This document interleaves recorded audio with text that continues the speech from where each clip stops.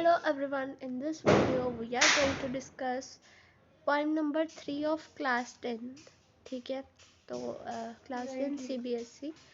So point का name है A Tiger in the Zoo. ठीक है, A Tiger in the Zoo. तो इस poem में एक टाइगर की बात कर रहे हैं. ठीक है, टाइगर की काम में बात कर रहे हैं जू में. ठीक है, वो मतलब वो मैं आपको अभी ये बिफोर यू रीड पढ़वा देती हूँ. मतलब ये उन्होंने एक एग्जैक्ट आइडिया दिया हुआ है.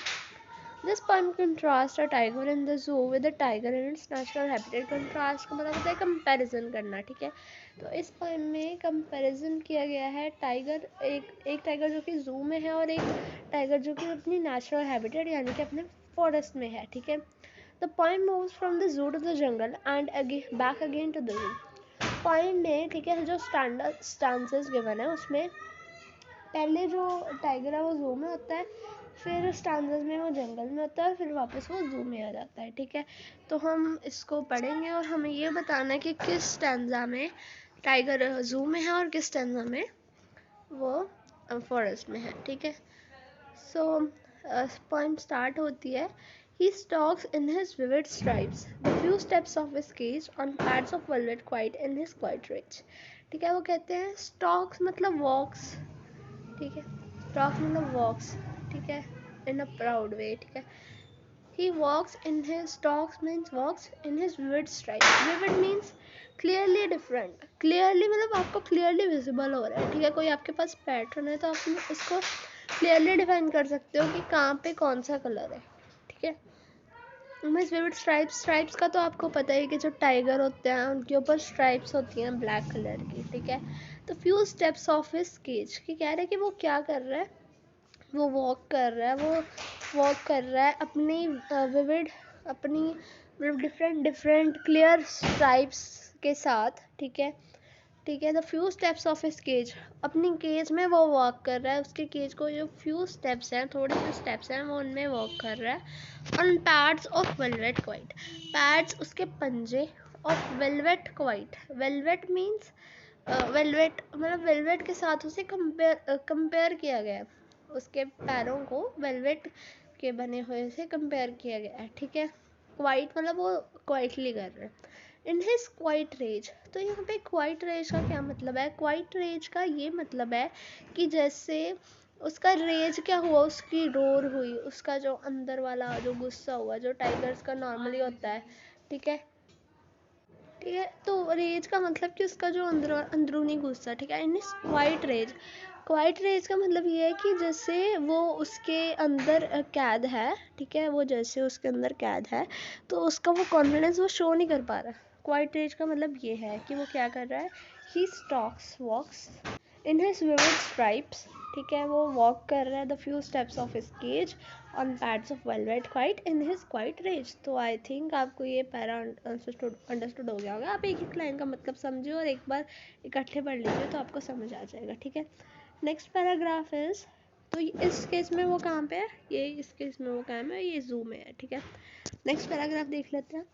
He should be lurking in shadow, sliding through long grass, near the water hole where plump deer pass. ठीक है, he should be lurking. lurking means hiding. Hiding. ठीक है, मतलब he should be lurking in shadow कि वो अंधेरे में छुपा होना चाहिए.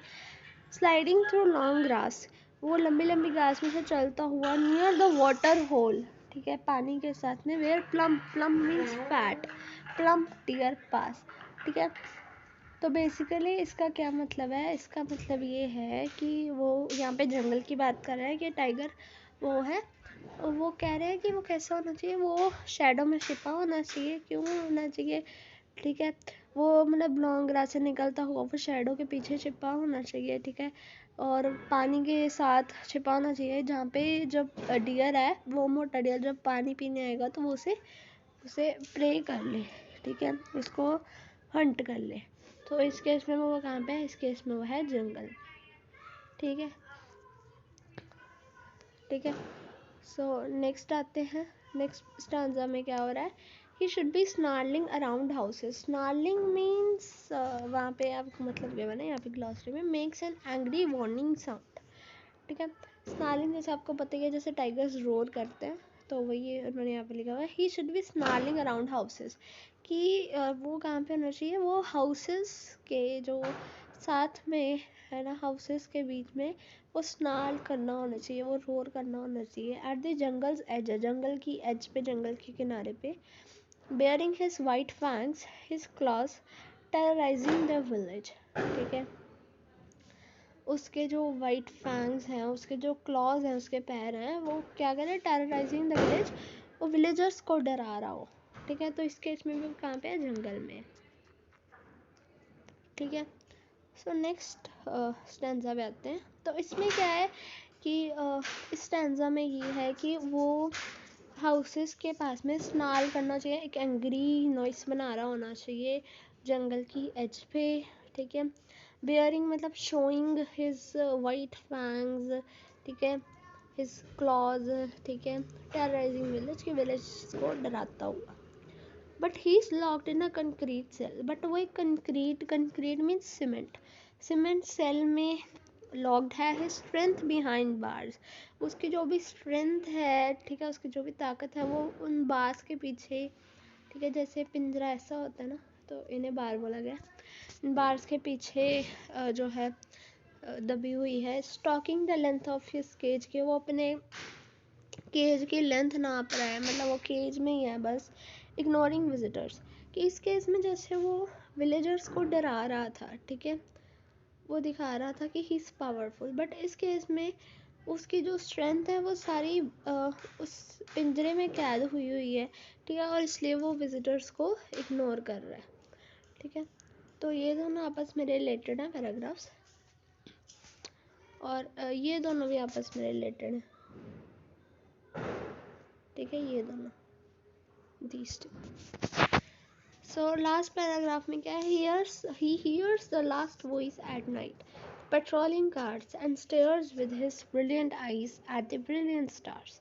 ठीक है, वो कह रहे हैं कि वो उसको आखिरी आवाज़ जो आती है, वो आती है रात को, आती है किसकी, आती है पेट्रोलिंग कार्स की। पेट्रोलिंग कार्स होती हैं जो पुलिस वाली गाड़ियाँ नहीं होती, उन्हें बोला गया।